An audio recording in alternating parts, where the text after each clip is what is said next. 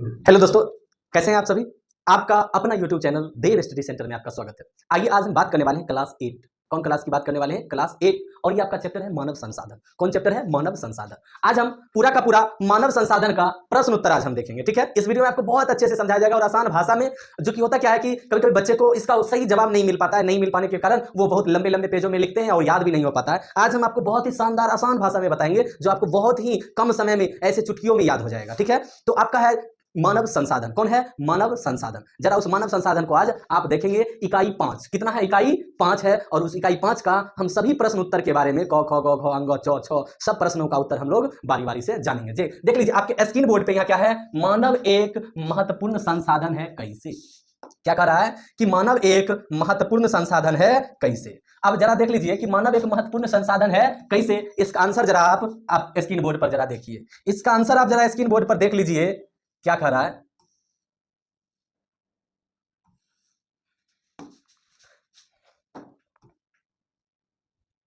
जरा देखिए इसका, ये पहला क्वेश्चन का आपका आंसर हो गया।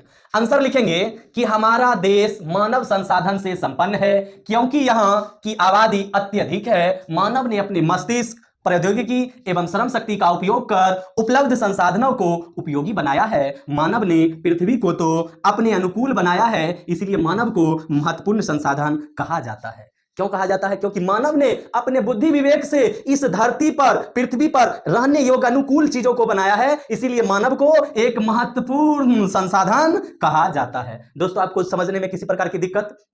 अब हम दूसरा प्रश्न देखेंगे। आपका अगला प्रश्न क्या कह रहा है, जरा यहां पर अगला प्रश्न को आप देखिए।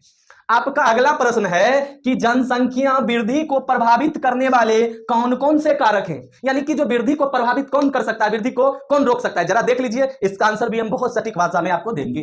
तो इसका आंसर हो जाएगा दोस्तों, जरा आप देख लीजिए, आप इसका आंसर जरा देखिएगा। हाँ, इसका ख नंबर का आप आंसर देख लीजिए। कह रहा है इसका आंसर हो जाएगा कि जनसंख्या वृद्धि को प्रभावित करने वाले प्रमुख कारक जन्म दर है, क्योंकि यह हमेशा मृत्यु दर से अधिक रहता है।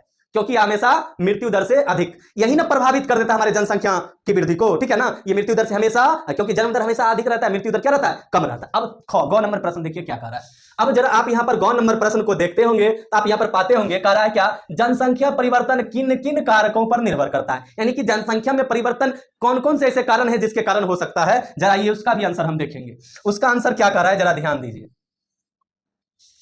इसका हम गौ नंबर का आंसर देखेंगे कि जनसंख्या परिवर्तन मुख्यतः 3 कारकों पर निर्भर करते हैं। वो पहला कारक है आपका जन्म दर। क्या है? जन्म दर।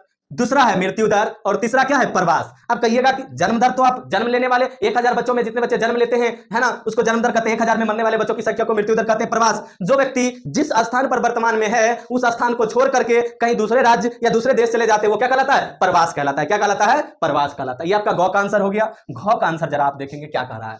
घ नंबर आपका देख लीजिए, क्वेश्चन क्या कह रहा है कि घटती महिला लिंगानुपात के कारणों का विश्लेषण कीजिए।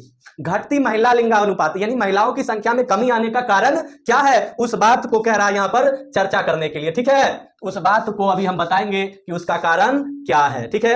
अभी आप उसका कारण देखेंगे, क्या है उसका कारण।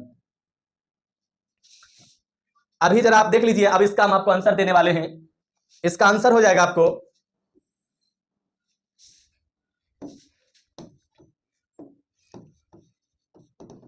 इसका आंसर हो जाएगा कि घटती महिला लिंगानुपात के कारण कन्या भ्रूण हत्या तथा बढ़ती दहेज प्रथा है।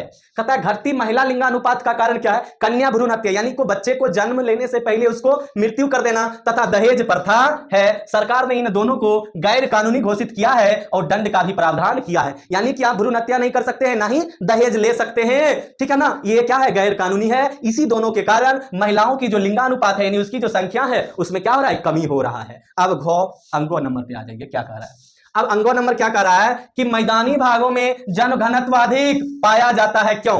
यानी कि मैदानी जो समतल क्षेत्र है वहां जनसंख्या अधिक पाया जाता है। इसका क्या कारण है?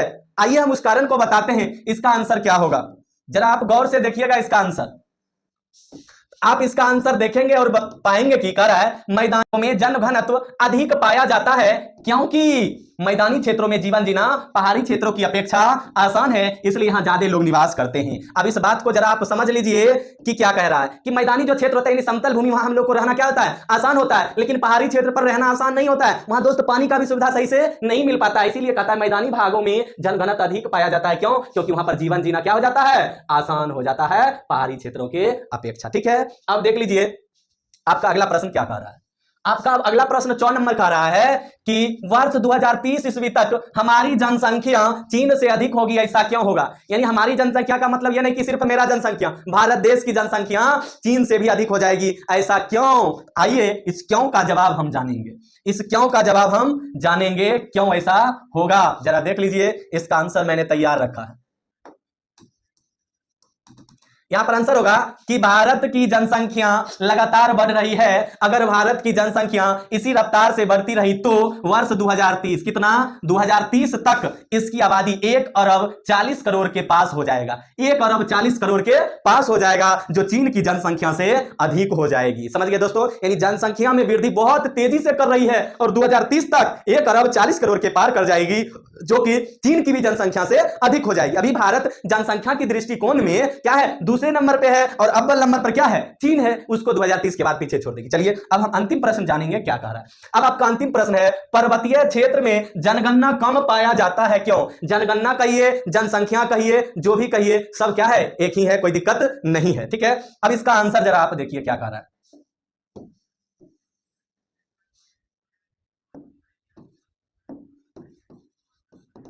इसका आंसर हो जाएगा कि पर्वतीय क्षेत्र में जल घनत्व कम पाया जाता है, क्योंकि यहां का अधिकांश भाग पर्वत से घिरा रहता है और जल की कमी होती है और अनेक संसाधन की कमी रहती है। मैंने पिछले में बताया था, वो मैदानी भाग की चर्चा हुई थी, इसलिए मैंने बताया था कि पहाड़ी क्षेत्रों में किसकी कमी होती है, जल की कमी होती है। दोस्तों, जल के साथ साथ अनेक प्रकार की संसाधन की कमी होती है, जिसके कारण यहां पर लोगों का रहना क्या होता है, मुश्किल हो जाता है, बहुत दिक्कत हो जाता है।